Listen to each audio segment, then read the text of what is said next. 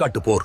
இதில் ஒருபுறம் மாபுஸ்கான் படையில் ஆங்கிலேயர்கள் 1000 பேர், மேலும் நவாப் கூடுதல் படை 600 பேர் மற்றும் கர்நாடக பகுதியில் குதிரைப்படை, காலப்படை இருந்தனர்.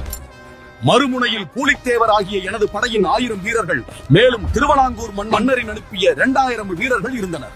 இப்படை கொண்டு மாபுஸ்கான் படையை வீழ்த்தி வெற்றி வாகை சூடினேன். திருவிதாங்கூர் மன்னரின் சீரான ஆதரவு 1756 முதல் 1763 வரை இருந்தது. அதனால் ஆற்காடு நவாப்புக்கு எதிரான கிளர்ச்சியில் நீடித்து யூசுப் கான் கம்பெனியால் அனுப்பப்பட்ட அதிகாரி.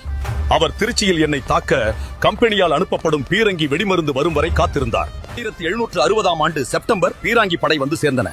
பிறகு யூசுப் கான் நெற்கட்டும் சேவல் கோட்டையை இடிக்கும் நோக்கத்துடன் தாக்குதலை நடத்தினார்.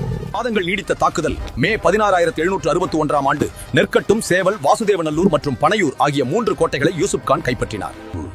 இத்தாக்குதலில் நான் தோல்வியுற்றேன்.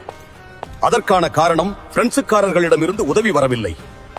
மேலும் திருவிதாவாங்கூர், சேத்தூர், ஊத்துமலை, சுரண்டை ஆகியோர் என் அணியில் இருந்து ஆங்கிலேயர் அணிக்கு மாறினார்கள். 1764 ஆண்டு யூசுப் கான் கம்பெனி நிர்வாகத்திடம் தெரிவிக்காமல் பாளையக்காரர்களிடம் பேச்சுவார்த்தை நடத்திய காரணத்திற்காக துரோக குற்றச்சாட்டு சுமத்தி தூக்கிலிட்டனர். அதன் பிறகு நான் தனது பாளையத்திற்கு திரும்பி ஆங்கிலேயருக்கு எதிராக பாளையக்காரர்களை திரட்டத் தொடங்கினேன்.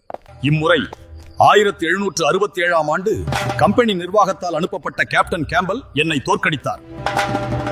அதன் பிறகு நான் அங்கிருந்து தப்பி சென்று நாடு இழந்த நிலையில் சில காலம் வாழ்ந்து காலமானேன்.